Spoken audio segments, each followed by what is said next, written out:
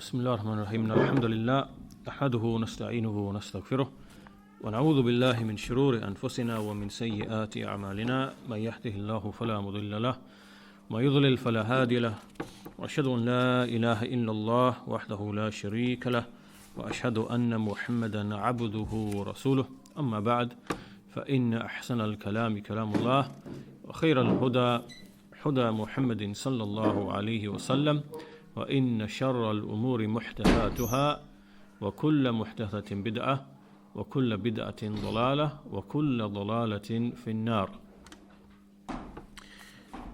Today we continue the discussion of the statement of Imam al-Tahaawiyyah rahimahullah ta'ala وَنَتَّبِعُ السُّنَّةِ وَالْجَمَاعَةِ وَنَتَّبِعُ السُّنَّةِ وَالْجَمَاعَةِ وَنَجْتَنِبُ الشُّذُوذَ وَالْخِلَافَ وَالْفُرْقَةِ.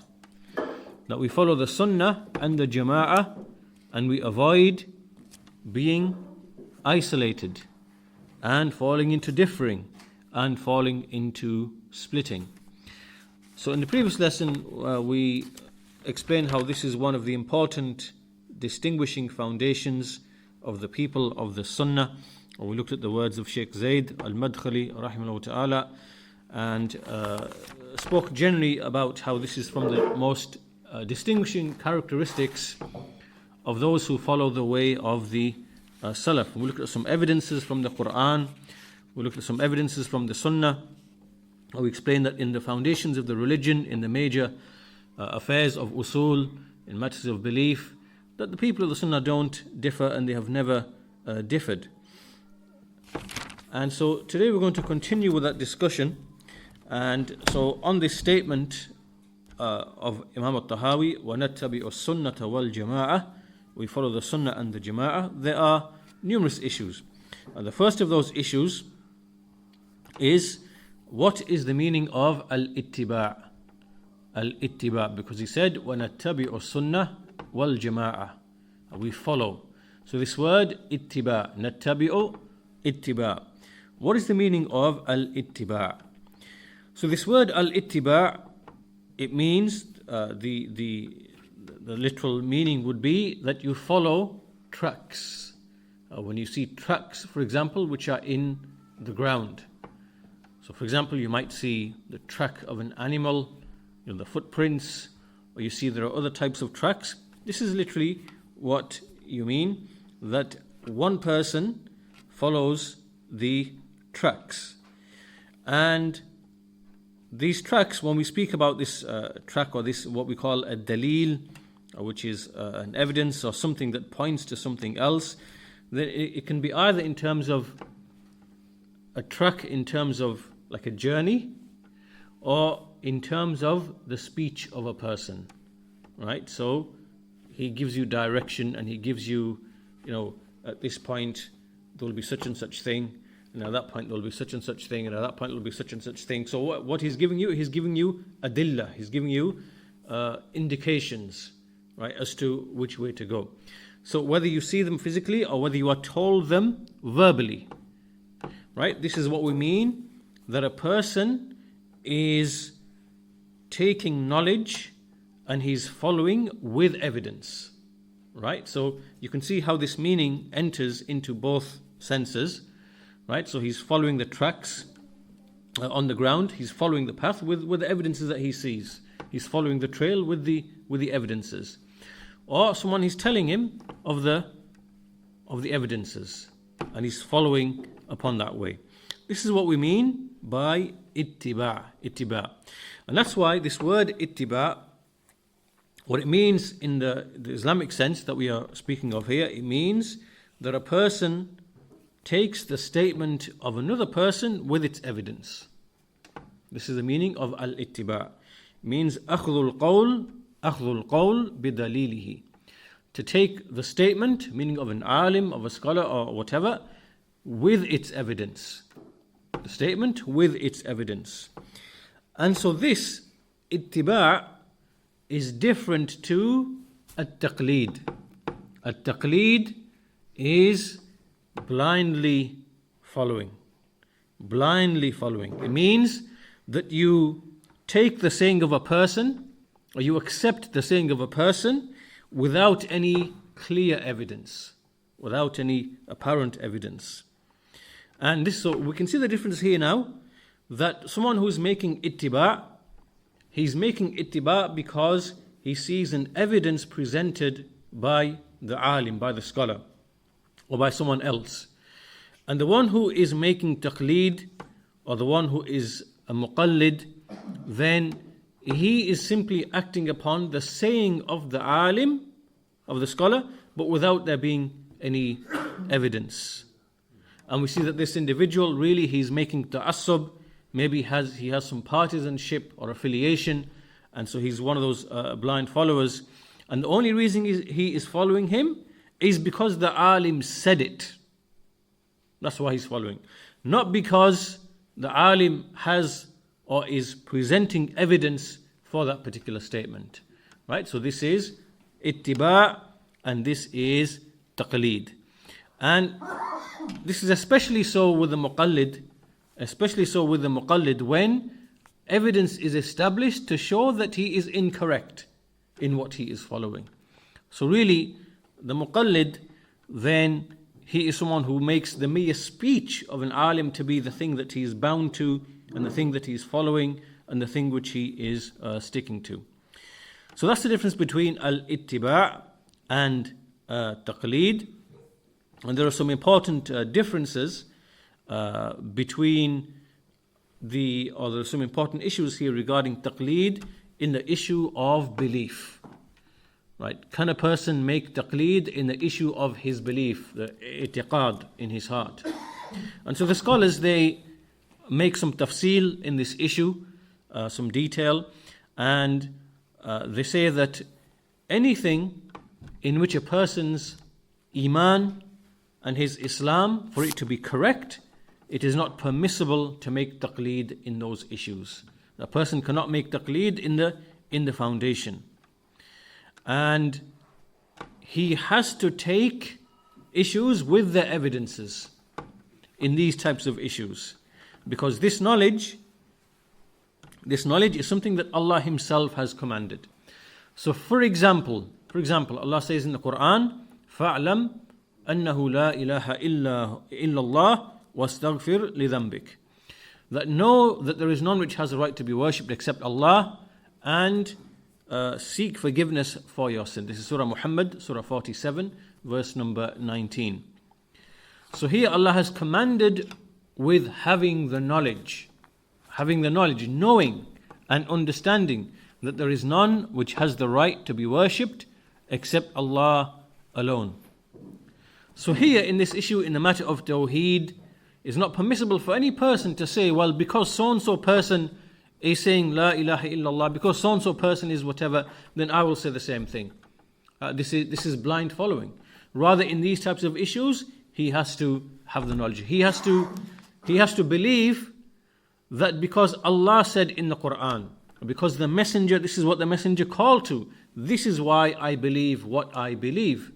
Not because Fulan and Fulan and Fulan, he said whatever he said. This is taqleed in the foundation of the religion, and this is not correct.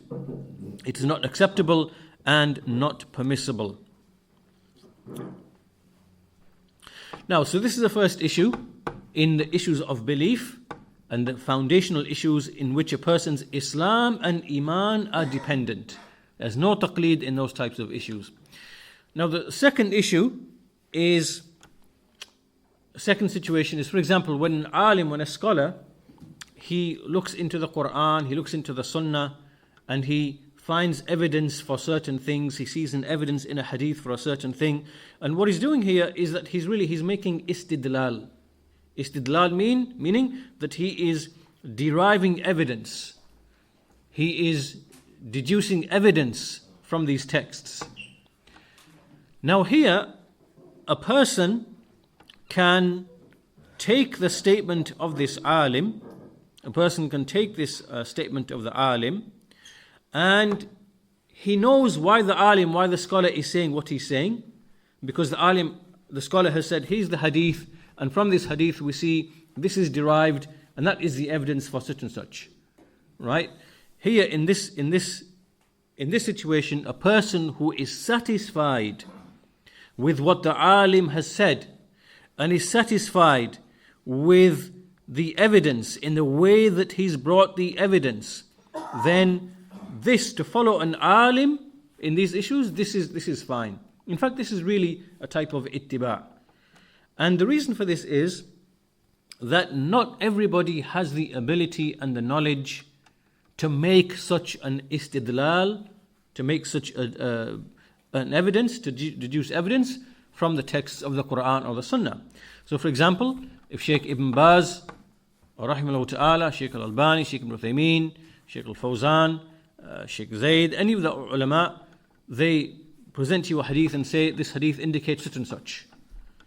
You wouldn't, if you don't have the knowledge and the ilm, you wouldn't have the knowledge to derive such things from the hadith. But when you see it presented to you, and you think, well, yes, that makes sense, that's acceptable, and I agree with this, deduction of evidence.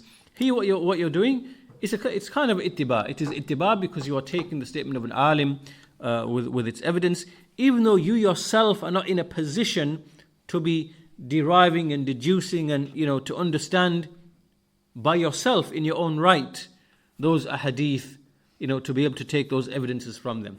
So here in this situation, this is permissible because you are being given the understanding of the evidence by an alim, and most people are not able to have this ability because it requires a lot of knowledge, a lot of sciences to be able to do that. So this is the tafsil in this issue. And so what is wajib upon everybody is to make ittiba', to follow with evidence, to follow a saying with its evidence. And it is haram to make taqleed in the usul of Islam, in the foundations of Islam, like for example the shahadatain, the testimonials, because no one can testify on your behalf. You have to make the testimonial. You have to make the testification, the shahada. And likewise, the pillars of Iman, belief in Allah, the angels, the books, the messengers, you have to believe them because Allah ordered you to believe in them. Not because so-and-so person said, but because you know that this is evidence from the Quran and the Sunnah with respect to these issues. And likewise, knowing the obligation of the pillars of Islam. Why is a person praying? Is he praying because that's what he sees the people around him praying? Or is he praying because he knows Allah commanded it in the Quran and the Sunnah? And that's the difference, right? So in all of these major issues, matters of belief, the pillars of Iman, the foundation of Tawheed, and even the great and the major obligations like the prayer, the fasting, all of that has to be upon ilm, upon knowledge, upon evidence, knowing that it is from Allah subhanahu wa ta'ala.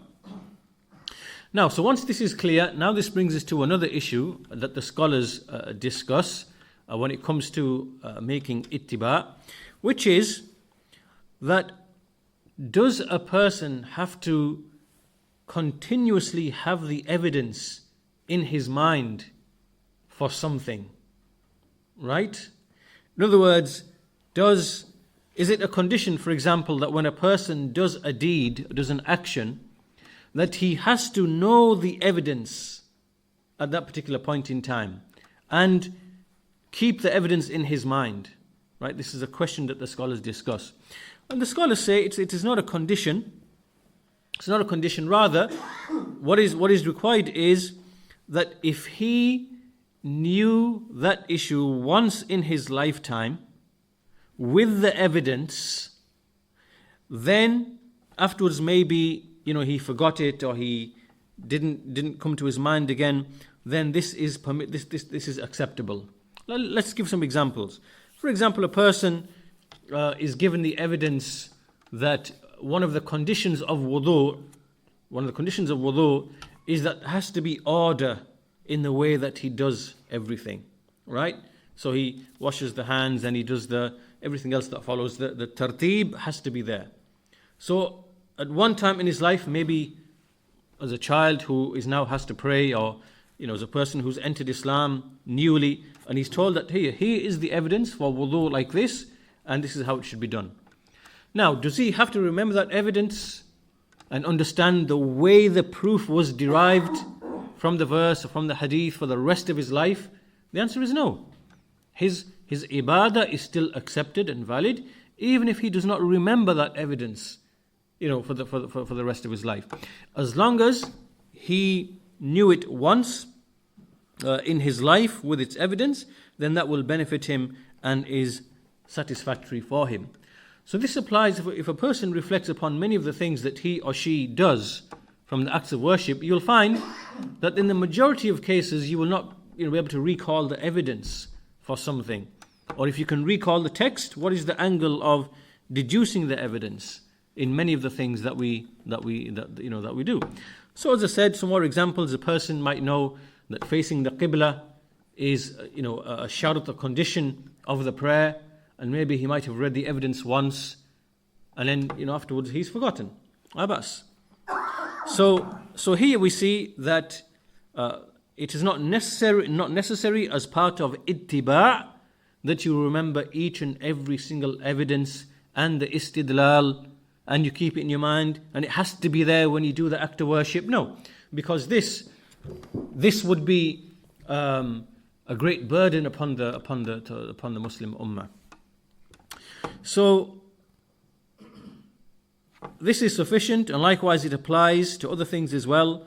For example, a person, he knows the meaning of the shahada once in his life, and he knows and understands it, or he knows the evidences for the pillars of iman, or he knows the evidences for the obligation of the 5 obligations, the four practical obligations, the prayer, the fasting, the zakah, and the hajj. He knows all of these, and then he forgets the evidences. This does not make him sinful, right? So the key thing is that at the beginning, when he submitted, it was done on the foundation of evidence for those things which Islam is not valid without those evidences, without that knowledge, right? As long as he knows them once in his life, and those things which make his Islam to be correct, then this is fine. So here then, this is a clarification of taqleed in the foundational matters of the religion. And so, think carefully about what we've said. We've said that the obligation is to make al-ittiba' in the foundations of the religion, right? In the matters of belief, in the matters of the obligations of Islam, in the issue of tawheed, right? The basis that we follow is that we make ittiba' of the evidences of revelation. And then we made some detail as to, is it permissible to make taqleed and, in other issues. Now, why is this important for us to understand? It's important because there are people who oppose the Sunnah and the Jama'ah. They oppose Ahlul Sunnah. And these are the people of Kalam, Ilmul Kalam, the Asha'ira, the Mu'tazila, and other than them, and various other Jama'at. And what they do is the knowledge that they make obligatory is something else. Right? So what have we said? We said that the knowledge which is obligatory with Ahlul Sunnati wal Jama'ah is to follow with evidences, with a dalil, in the foundations of the religion. Right? The 6 pillars of Iman, the meaning of the Shahada, the great outward obligations, to have knowledge of them with evidence. And they say that taqleed in those issues will not benefit, is not beneficial. These people, what they say is, what do they make the obligatory knowledge? Right? So our obligatory knowledge is evidence for these things, and then following the evidence. Meaning it is from the Sharia. These people say it is another awil qasd ila another. What does this mean? What these people say, they say that the first obligation upon a person is to start looking and reflecting in the universe, and to start making observations, and to understand the proof for Allah's existence. The proof for Allah's existence. Why? Because they claim that the first obligation is to prove the existence of Allah subhanahu wa ta'ala with rational evidences, with intellectual evidences. And this is a mistake, because this is false.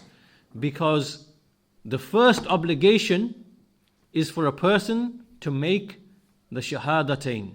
This is the first obligation upon any person upon this earth, is to make the shahadatain, to say ashhadu an la ilaha illallah wa ashhadu anna Muhammadan Rasulullah.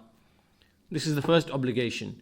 And of course the people who came before Islam, they would have to make the shahadatain as well with respect to Isa or Musa and so on and so forth. But the first obligation is to affirm the shahada, the tawheed of Allah subhanahu wa ta'ala, and enter into the ibadah. And this is because every person is born with the fitrah. Every person automatically knows and acknowledges the existence of Allah subhanahu wa ta'ala. So proving the existence of Allah is not the first obligation. But these people, this is what they made the foundation of Islam and the foundation of Iman to rest upon.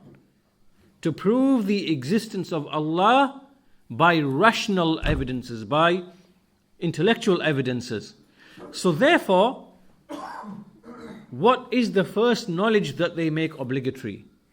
They make the first knowledge obligatory to be an-nadhar wal istidlal, which means observation and deduction. Observation and deduction, that you look and then you try to find evidences to prove Allah's existence.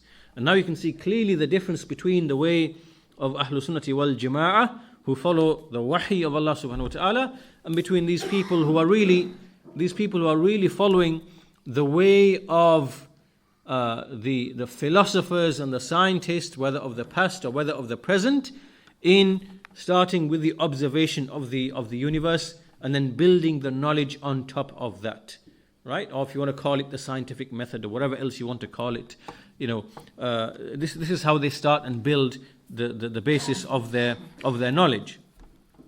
So all of this is incorrect. As for Ahlul Sunnah wal Jama'ah, we say that the existence of Allah subhanahu wa ta'ala is already within the person's fitrah. It is rooted in a person's fitrah. And the first thing that is obligatory upon him is to start learning what he needs to believe about the affairs of the unseen, about Allah's names, about Allah's attributes, about paradise, hellfire, about his obligations,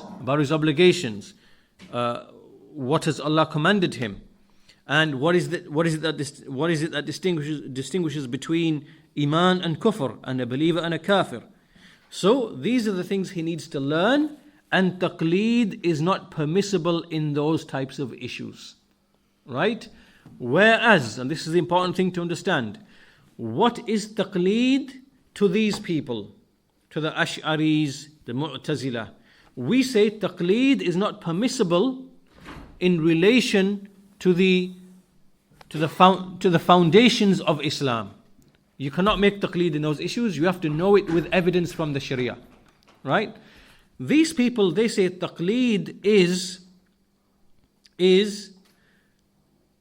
to believe in Allah without knowing the rational evidences. Do you understand that, yeah? To believe in Allah without knowing the intellectual evidences. This is what they call the blameworthy taqleed. This is taqleed which is haram to them, right? So they say that if you cannot rationally prove the existence of Allah, and you believe in Allah just because your parents are believing in Allah, or whatever else, then your iman, this is blameworthy taqleed. Yeah?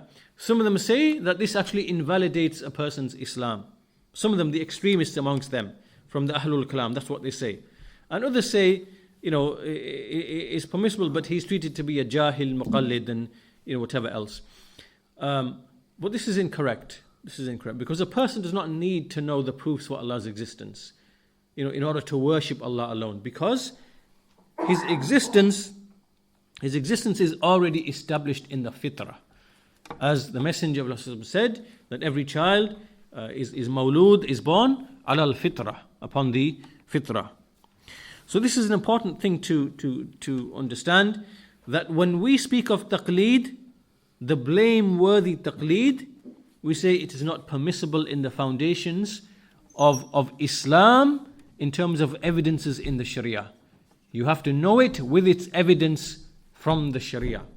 And you are following it because you know its evidence from the Sharia. Whereas to these people, the taqleed, the blameworthy taqleed, is that you have to know the rational or scientific or intellectual evidences for Allah's existence, and taqleed in that is not permissible. So you can see how it's misplaced, their understanding of taqleed in relation to this particular matter. So that's the first point, that's the first issue in relation to taqleed in matters of belief. Taqleed in the foundations of the religion. And the difference between Ahlul Sunnah and between the people of Kalam. This now brings us to the second issue, which is what is the meaning of as-sunnah. We mentioned ittiba', nattabi' as-sunnah. So what is as-sunnah? What is the meaning of the sunnah? The sunnah is referring here to the knowledge which has been inherited from the Prophet sallallahu alaihi wasallam. The knowledge which has been passed on in the matters of belief, in i'tiqad, in matters of the unseen, and likewise anything whose evidence is from the statement of the Messenger of Allah sallallahu alaihi wasallam, or his actions, or from his guidance. All of that is from the sunnah. And we see that the scholars give definitions for the sunnah, say that the sunnah is whatever the Messenger sallallahu alaihi wasallam he did, whatever he said, and whatever he approved of that was done or said in his presence. His qawl, his fi'l, and his iqrar or taqreed, his affirmation of whatever was done in his presence or said in his presence. That all of this is the sunnah of the Messenger of Allah sallallahu alaihi wasallam. So the sunnah is something which is obligatory to follow, and it is prohibited to depart from the sunnah. But we see that when the word sunnah is used, the word sunnah is used here by Imam al-Tahaawiyyah, and likewise by many of the early scholars. When they said we follow the sunnah, they are referring to those issues of belief. Those issues of belief in which there was no difference amongst the Sahaba. Right? Issues like, for example, al-Iman, issues of al-Qadr, issues of Allah's names and His attributes. All of those foundational issues, then when the scholars were writing books in the 2nd, 3rd centuries, and they began to call these books, they give the title of these books as-Sunnah. For example, as-Sunnah, Kitab as-Sunnah of Al-Khallal, Usul as-Sunnah of Imam Ahmad, and likewise of his son Abdullah. He also has a book, Kitab as-Sunnah, and Ibn Abi Asim, and there are so many books which are called as-Sunnah in that period. And in all of these books, what do we see? We see that they are mentioning issues of belief. They are mentioning issues of belief. So you can see the understanding of the Salaf, that when they use the word sunnah, they mean the issues and the foundations of belief. The issues and the foundations of belief. And that's why, for example, in Imam Ahmad's Usul al-Sunnah, when he says Usul al-Sunnati indana at-tamassuk bima kana alayhi ashabu Rasulullah to the end, what he means here are the issues of belief, Aqeedah, and the issues of methodology, of manhaj. All of those things together. And what is not meant, there are some understandings of the sunnah that the scholars explain, like for example, sunnah is anything which is not wajib. Right? This is with the fuqaha, with the jurists. This is not what it's meant. Likewise, sunnah is whatever the Messenger, what he did, what he said, and what he approved of. This is a correct definition of the sunnah, which is made by the scholars, and that's a technical definition. Again, that is not what is meant here when the word sunnah is being used. And there are some other definitions as well. And so the point being here that when we look in the books of the Salaf and they use the word sunnah, this is largely what is meant. It is the matters of usul, the foundational matters in the affairs of Tawheed, in the affairs of Aqeedah, in the affairs of the major parts of belief. What is Iman? What is Qadr? The names and attributes of Allah subhanahu wa ta'ala. A position towards the rulers, how to behave towards the rulers, both in matters of belief and in methodology. Then this is what is meant by the sunnah of the Prophet sallallahu alaihi wasallam. And so the point being that because this is knowledge which is inherited from the messenger, we simply follow that knowledge. We simply follow that sunnah. It is not something that we start using our reason, our rationale, our minds. We don't dispute into those issues. No. Rather, we simply follow the sunnah which is narrated from the Prophet sallallahu alaihi wasallam. So this is the second issue. What is the meaning of sunnah? وَنَتَّبِعُ السُّنَّةِ وَالْجَمَاعَةِ. This now leads us to the third issue. And the third issue is what is the meaning of al-jama'ah. Al-jama'ah.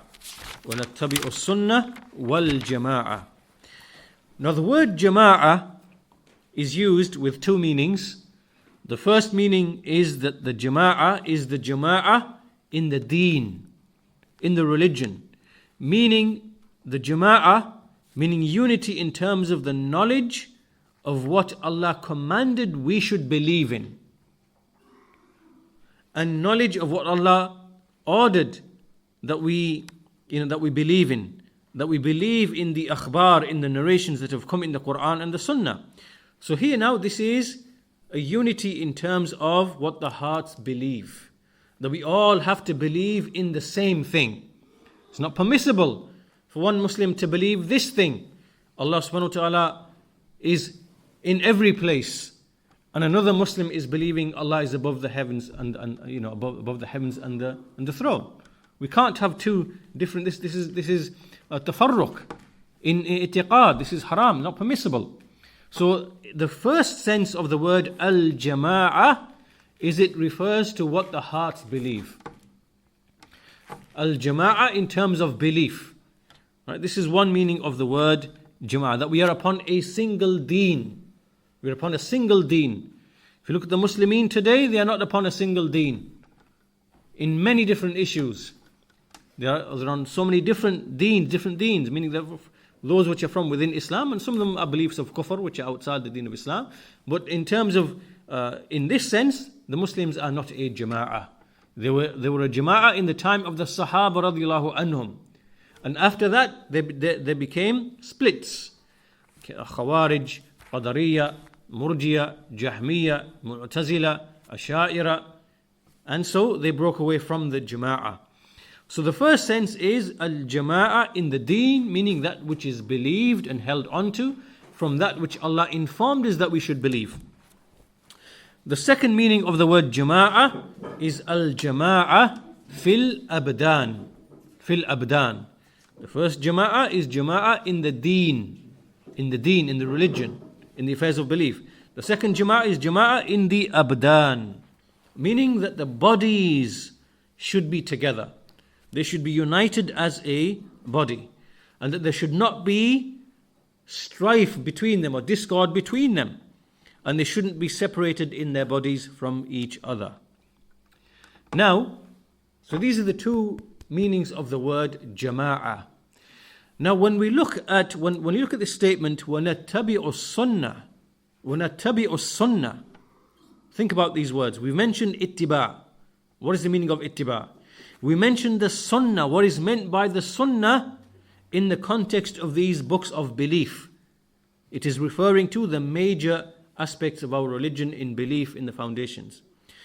What this leads to, this shows that when we believe those matters of belief and foundations, it automatically leads to jama'ah in both senses of this word. Do you understand?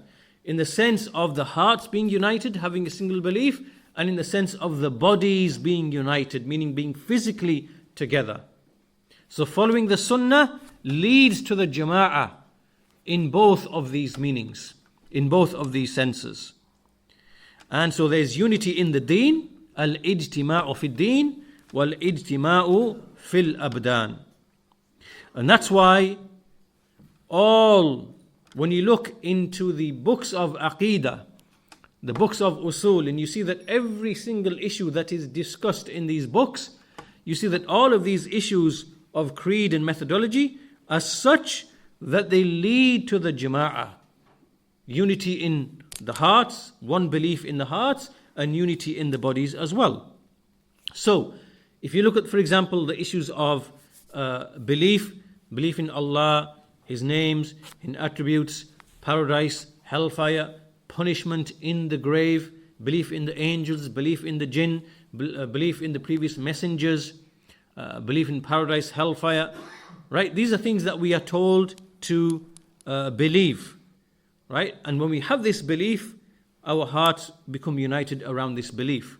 But on top of this, there are other things as well. Like, for example, we are ordered to obey the rulers in that which is good. This maintains unity in the bodies. We are prohibited of falling into innovation or following the people of innovation, those who dispute about the signs of Allah and deviate. We are prohibited from sitting and being with them. This again maintains the unity of the jama'ah. And so there are many usul.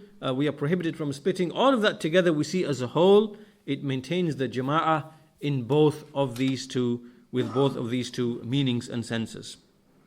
So, now, after all of this, وَنَتَّبِعُ السُّنَّةِ وَالْجَمَاعَةِ, this word, as-sunnah wal-jama'ah, now therefore has become a label, has become a sign and a label for the very first jama'ah, which is the jama'ah of the Sahaba.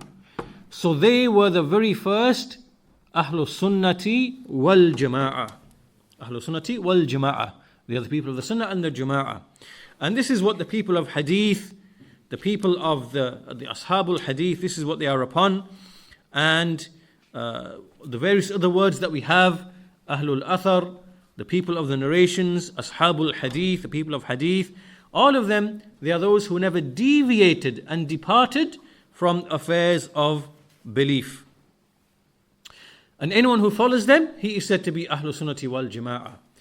Now, this leads us to another issue, which is that some of the later scholars from the later Hanbalis, there were some from the later Hanbali scholars, who made a mistake and they began to include some of the other sects like the Ash'aris and the Maturidis. They began to include them into the Sunnah and the Jama'ah, Ahlul Sunnati wal Jama'ah. Like, for example, one of the Hanbali scholars from a number of centuries ago, As-Safarini, he has a number of books, and in those books, and in a particular book, Lawami' al-Anwar, he says that Ahlul Sunnah are of three groups: the people of Hadith wal Athar, the Ash'aris, and the Maturidis.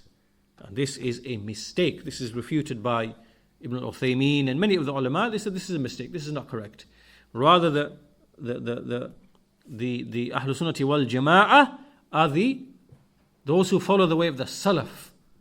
Those who follow the way of the Salaf, they are Ahlul Sunnati wal Jama'ah. But this is a mistake because we see that these Ash'aris and Maturidis, they oppose the people of the Sunnah in fundamental matters. Fundamental matters. And when you oppose in fundamental matters, then of course this is going to be a separation from the Jama'ah. Because remember we said that the meaning of the word Jama'ah is in two senses. Jama'ah in terms of the deen, in terms of what you believe, and Jama'ah in terms of the bodies, that your bodies are united. And the deen of Islam is such that it unites the people in both senses of the word Jama'ah. So as soon as somebody comes along and he now opposes what the messenger came with in these issues, then he is separating from the Jama'ah automatically. Automatically he's separating from the Jama'ah. He can no longer be Ahlul Sunnati wal Jama'ah because he's contradicted Ahlul Sunnati wal Jama'ah. And so we see that the Ash'a'ira, the Ash'aris and the Maturidis from the people of Kalam, they oppose the people of the Sunnah in fundamental matters. For example, the one that we already mentioned earlier on, in respect to the existence of Allah subhanahu wa ta'ala and proving the existence of Allah subhanahu wa ta'ala. They have opposed the way of the Quran and they brought an innovated way of saying that everybody has to, start looking and investigating into the universe and proving rationally the existence of Allah subhanahu wa ta'ala and making nadhar wal istidlal, using the scientific method and whatever else, this is batil. This is the first thing that they opposed what the messengers came with. This is not what the messengers came with. This is a fundamental issue. Likewise, and in fact on top of this, they built all of their corruption in the affairs of belief upon this mistake in this fundamental matter. Likewise, in explaining the meaning of La ilaha illallah. What is the meaning of La ilaha illallah? Ahlul Sunnah say, meaning of La ilaha illallah is that no one has the right to be worshipped in truth except Allah subhanahu wa ta'ala. Whereas those people, they oppose the Quran and the Sunnah because of the method they claimed by which a person comes to know of Allah's existence. They said the meaning of La ilaha illallah is there is no creator besides Allah. This is not the meaning of La ilaha illallah, because that's what the Christians say. That's what the Jews say. Even the Hindus believe in an overall supreme creator. In fact, there is hardly a person. Most of the nations on this earth, none of them have actually denied that there is an overall supreme creator. This is not the meaning of La ilaha illallah.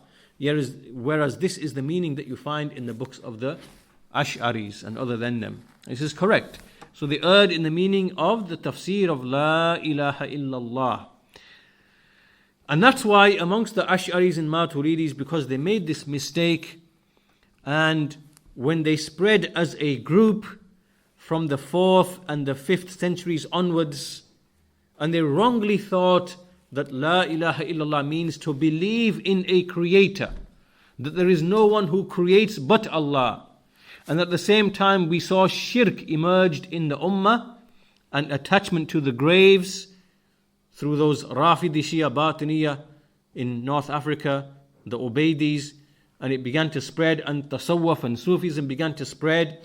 Then these people fell into shubuhat, into doubts and misconceptions about affairs that eventually led many of them to fall into that which is clear shirk, such as making istighatha, calling upon the dead for rescue, making dua to the dead for shafa'ah, and things like that, things which are clear shirk. This is another fundamental matter in which they have opposed the Sunnah and the Jama'ah. Likewise, in Allah's names and attributes, in terms of Allah's names and attributes, they opposed the Sunnah and the Jama'ah. And likewise, in the issue of Iman, what is Iman? Iman is something that is in the heart. It is the speech of the tongue. It is the actions of the limbs. All of these are from the reality of Iman. They are part and parcel of Iman. And outward action is from Iman as well. They opposed all of this, and they said Iman is just tasdeeq in the heart. That you just believe Allah exists, and you believe in the Quran and the Messenger, and you don't have to make the shahada, you don't have to bring the outward actions. You are a complete believer just by knowing that in your heart. This is batil and this is false. And so some of these people, the Ash'aris in particular, they fell into this bid'ah and this innovation in the issue of Iman, following the likes of Jahm bin Safwan. And likewise in the issue of Al-Qadr, they again made mistakes in that field as well. And there are some other issues as well, many other issues in which they made mistakes. So the point being, it is a mistake to claim and to say that the Ash'aris and the Maturidis are from Ahlul Sunnati wal Jama'ah. They are not from Ahlul Sunnati wal Jama'ah. Rather, these people who fall into mistakes in these great and mighty affairs, in matters of the unseen, like Allah's names and attributes, in matters of belief, it is not possible for this person to be entered into Ahlul Sunnati wal Jama'ah. Ahlul Sunnati wal Jama'ah. So with that, we will conclude our lesson here today, inshallah ta'ala. So we are still on the sentence, وَنَتَّبِعُ السُنَّةَ وَالْجَمَاعَةِ. And these are all of the important issues that we take from this sentence, وَنَتَّبِعُ السُنَّةَ وَالْجَمَاعَةِ. So this indicates to us the meaning of Ahlul Sunnati wal Jama'ah, who they are, what are their beliefs, and being careful not to include those people who oppose Ahlul Sunnati wal Jama'ah and make ikhtilaf and tafarruq and shudud. They cannot be considered to be from the jama'ah in that sense. So we'll conclude our lesson there for today, inshallah, and we'll continue with the remainder of this sentence in relation to ash-shudhudh wal khilaf wal furqa in the next lesson, inshallah ta'ala. Alhamdulillahi Rabbil Alameen, wa sallallahu ala nabiyyina Muhammad wa ala alihi wa sahbihi ajma'in.